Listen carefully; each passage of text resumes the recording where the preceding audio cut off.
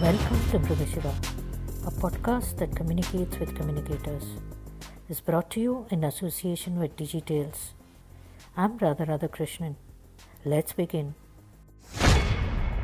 He's a co-founder of FactorDaily and host of Outliers podcast. He believes in humanizing technology, one story at a time. He has been tracking the tech industry for over 20 years now.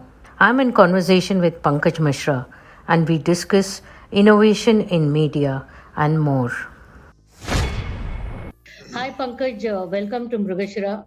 It's great to have you on this show with me. I have got inspired into podcasting because of you. Thank you, Radha. It's an absolute privilege and an absolute joy to be here. The journey is such that we can only get inspired from each other. My entire curiosity sort of got triggered when you recently wrote on LinkedIn something about media organizations, editors, and innovation.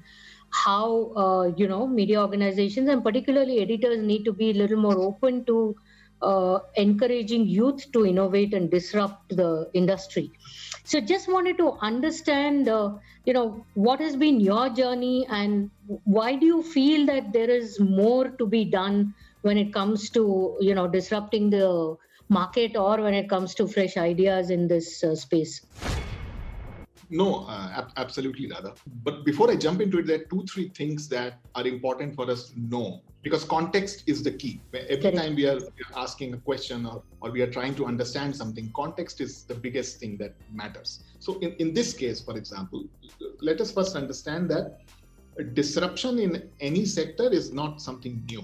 And the way people working in the sector behave to a new thing or disruption is also largely the same, whether you are a railroad company and you were hit by, when aviation happened or whatever, so there are a lot of equivalents there. So let's focus on media. I don't want to go into the details of all the battles because everything is out there. Media has had a really traumatic past decade, if you were to look at it, or more, on 2 fronts. One is their advertising model got disrupted. Because the platforms took over that battle. And Facebook, Google, all of them just showed how smart algorithms can win that battle. So that was one thing that happened. The second thing that happened is on the distribution or consumption of content, wherein again, platforms were able to reach more people faster and in a much better targeted way. So a combination of these two kind of disrupted the whole media scene everywhere, and India being no exception. The reason I shared that post on LinkedIn is because, it's been over 2 decades now. I have worked across different newsrooms. I have also worked with a digital newsroom like a TechCrunch and so on. And then I became an entrepreneur myself in this space. Is that I think what is really frustrating at times is the way other sectors are looking at disruption. Somehow media is not looking at it in this part of the world. If you go back, every company today on planet, from Walmart to, the oil companies, all of them have accepted that they are under threat. Everyone from Amazon to a new company could eat their business, and they are trying their hard. Everything from investing in a lab inside their larger organization to making acquisitions that matter in this space and so on, right? So they are doing that. And of course, there is this famous innovator's dilemma kind of a book, theory, which explains why legacy companies take longer to innovate. But in India, unfortunately, we have not seen serious commitment in large newsrooms when it comes to long-term commitments on new ideas. And that is where I was coming from. So that is one part. And the second thing is, if you love the craft and if you love the profession, we also, as journalists, we also have to become better products. So the onus is also on people who make the sector to kind of try new things, experiment new things. If nothing, think of it as a long career investment. So on both the fronts, what I shared is it is a little disappointing on both the fronts, from newsroom leadership point of view as well as the reporter or foot soldier point of view. It's interesting you mentioned this, that it is both stakeholders who need to come together. But if we see the industry per se, some of the things that other industries do, let's say, for example, upskilling, or for that matter, fixing accountability and responsibility. So doesn't that make somebody who is new and who is trying to do new things a little hesitant, in the sense that, some of the basic things are not there, and where is the question of disruption or innovation, and how can a youngster, attempt it? It's a very important question, Radha, and it's a question actually that drives me to do what I'm doing, because one of my missions is that how can I get a young person to be part of this sector? And see, a sector is as good as are the people working in it, in that sense. And on an average, they have to be good. I mean, we all know that in parts there will be, inertia. In parts there will be all kinds of things that plagues any old system, right? So I'm not talking about that. I'm saying, so because a lot of news leaders in the country today are not themselves talking about a future, right?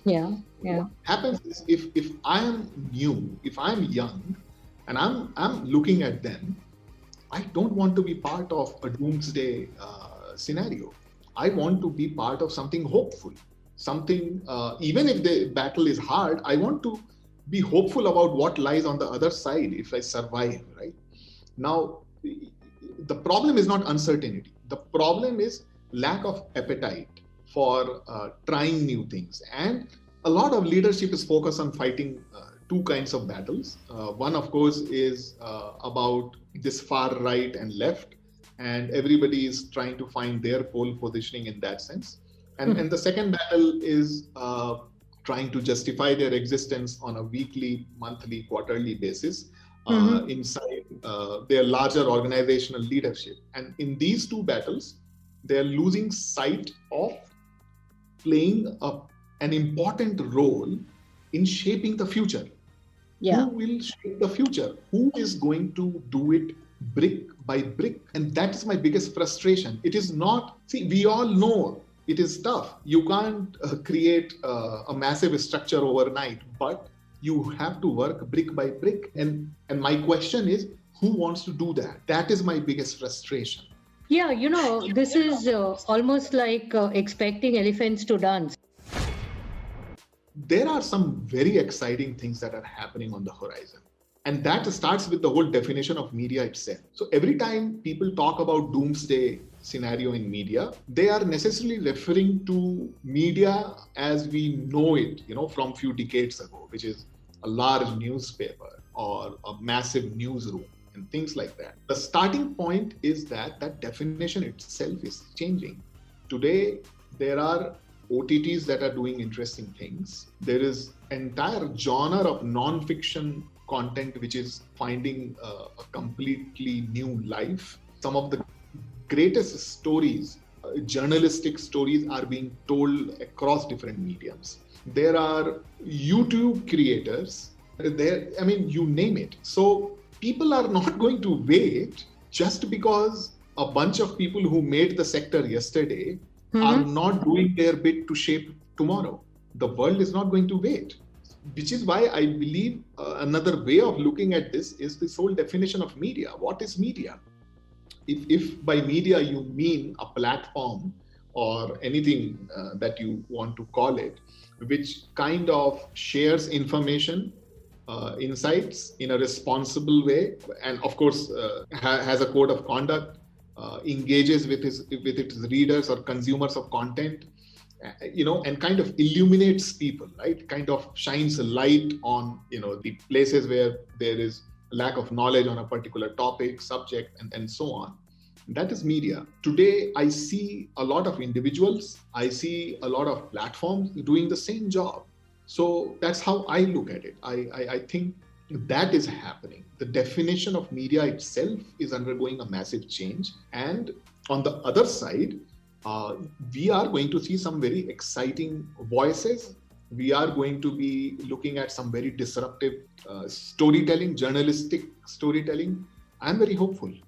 Tell me about your entire Factor Daily journey. How would you sum it up, both from an innovation point of view, from market impact point of view?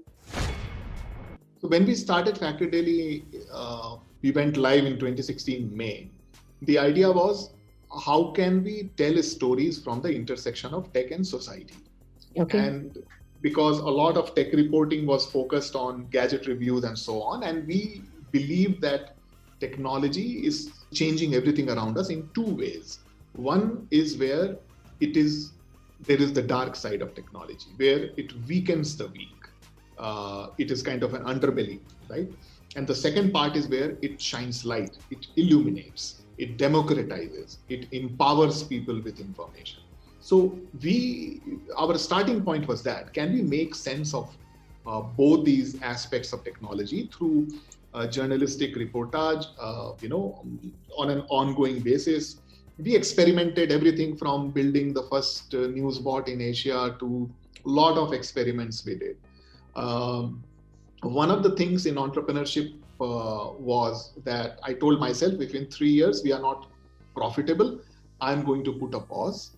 And when after 3 years we were covering only half our costs, I decided to take a break from Factor Daily. I went back to a proper job because you got to put bread on the table. And then I came back. And that is what you see in Factor Daily 2.0. Because I realized that for a good product to survive and be available on the other side, when this disruption is over or kind of slows down, people have settled down, we need to focus disproportionately on the innovation and on the product. Battle of business model and distribution were very distracting. And if I had kept at it, it would have consumed perhaps another decade or 5 years or 6 years for me. So it was making that call, it was making that decision, that how can we now build something that lasts longer and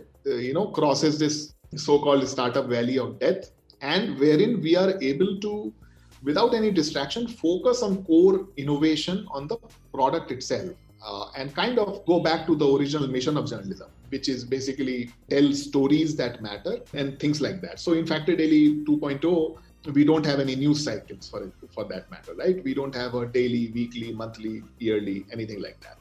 We focus on few topics, and we will be committing ourselves to those few topics over the next 3, 5, 7, 10 years. We believe that we want to move the needle by this approach. And one of my beliefs, like I mentioned, is every story is a product. That was the biggest learning I had. And we are already seeing opportunities. The slow, deep journalism. And for that, finally, a good way of looking at us is that we are a media lab.